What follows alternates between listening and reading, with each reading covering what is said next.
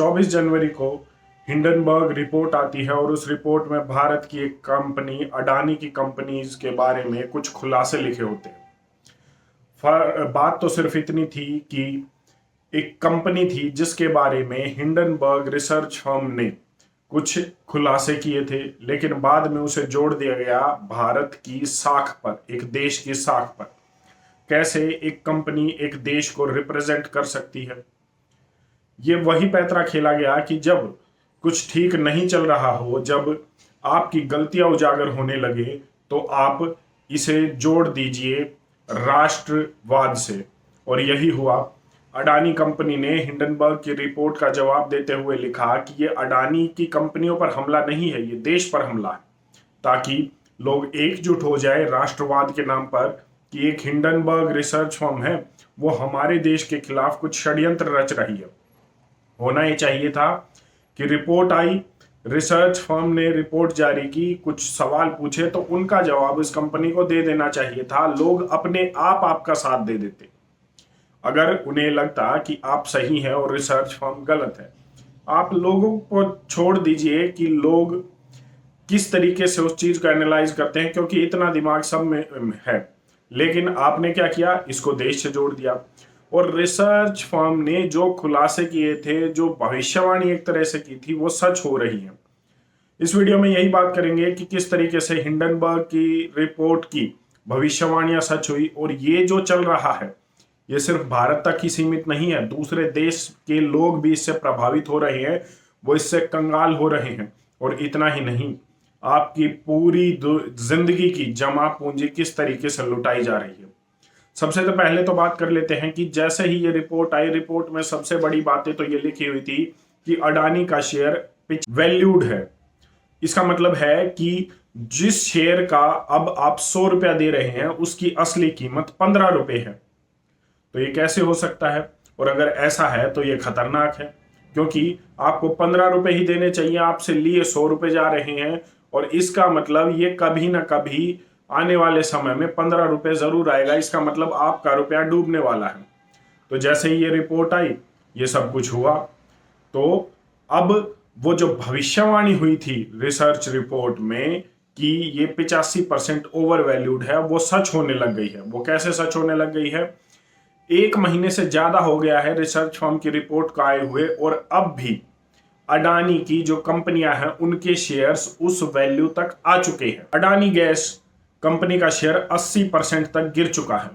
Adani green का 74% तक गिर चुका है। अडानी ट्रांसमिशन कंपनी का शेयर 72% तक गिर चुका है। और अगर ये गिरावट ऐसे ही लगातार चलती रही, तो हिंडनबर्ग रिसर्च फर्म ने जो खुलासा किया था कि 85% तक ओवर वैल्यूड है शेयर की जो कीमत, तो वो भविष्यवाणी और असलियत में क्या फर्क रह जाएगा। इसका मतलब जो खुलासे हुए वो कहीं ना कहीं सही थे। और अगर सही थे तो आप इसको राष्ट्रवाद से क्यों जोड़ रहे थे? ये कुछ सोचने की बातें हैं, ये कुछ सवाल हैं जो हमारे मन में आने चाहिए। दूसरी बात, लगातार इसके बाद इधर से उधर सवाल जवाब होते रहे, या मैं कहूं सवालों के ऊपर सवाल किए गए। लेकिन इसके बाद अडानी की कंपनी जो है डैमेज कंट्रोल में लगी रही। जैसे ही ये बात आई तो 5,000 करोड़ बैंकों का लोन चुका दिया गया, ताकि लोगों को ये लगे कि सब कुछ ठीक है, कोई दिक्कत नहीं है, सब कुछ अच्छा चल रहा है। बाहर से कंपनियों ने भी सपोर्ट किया। यूएई की जो कंपनी है, या कंपनी में कहूं जो रॉयल फैमिली है उसकी एक कंपनी है, उसने सपोर्ट किया। उस सपोर्ट के बाद थोड़ी राहत तो जरूर मिली, लेकिन लगातार झटके लगते रहे। अब इसके बाद हुआ ये कि ये लगातार झटके जो लग रहे हैं, इससे एलआईसी और बैंकों ने भी, आरबीआई ने भी स्टेटस मांगा कि बैंकों के क्या हालात हैं। और ये सब चलता रहा, क्योंकि एलआईसी के भी काफी पैसे इसमें लगे हुए हैं। यही नहीं, भारत तो छोड़िए, ऑस्ट्रेलिया की जो प्रोविडेंट फंड कंपनियां हैं, पीएफ की कंपनियां हैं, उन्होंने भी अपना पैसा अडानी के शेयर्स में लगाया हुआ था।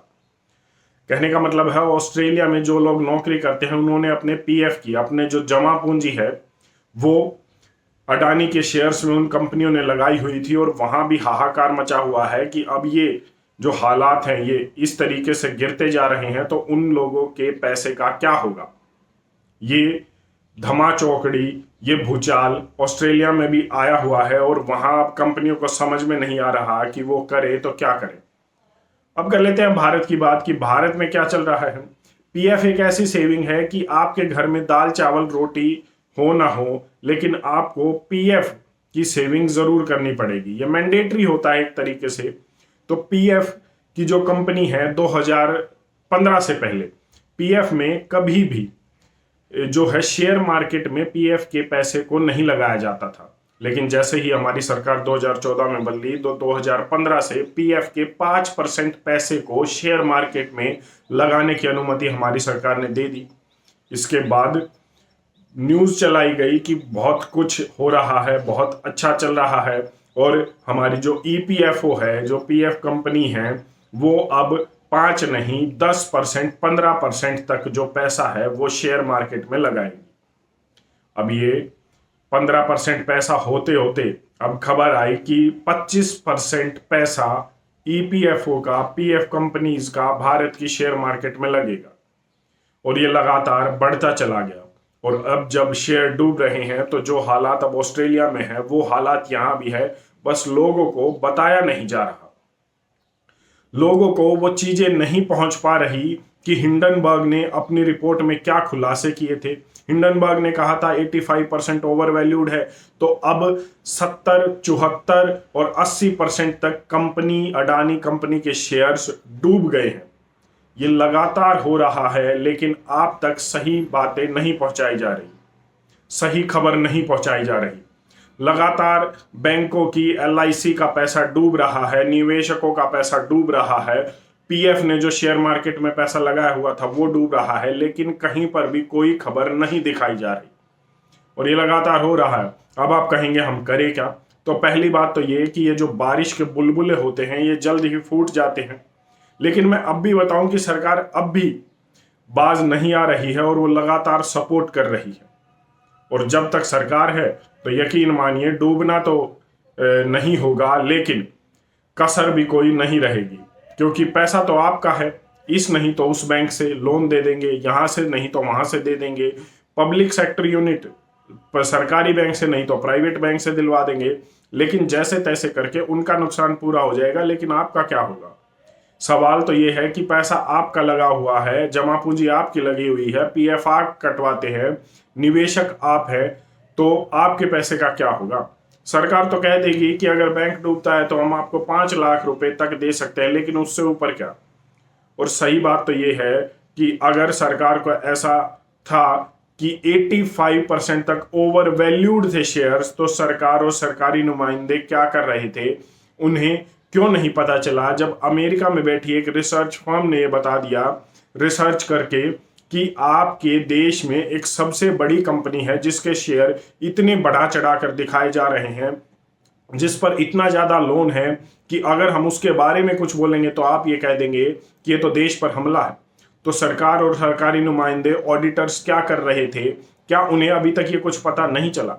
ये कुछ ऐसे सवाल हैं जो उठने चाहिए, ये कुछ ऐसे मुद्दे हैं जो हमारे मन में आने चाहिए, क्योंकि हमें असल में मुद्दों से भटकाया जाता है।